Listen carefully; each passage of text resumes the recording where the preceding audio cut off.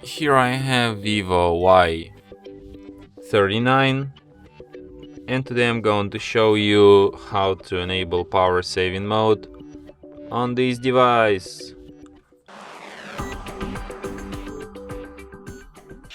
So firstly you should go to the upper bar, and here you can find the button battery saver.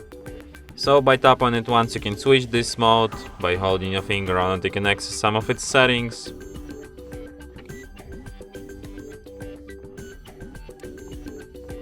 For example, you can set up schedule for it based on percentage.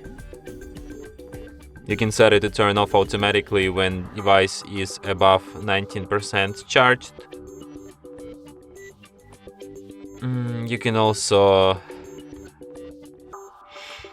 check battery usage statistics, and yeah. And that's it. Thanks for watching.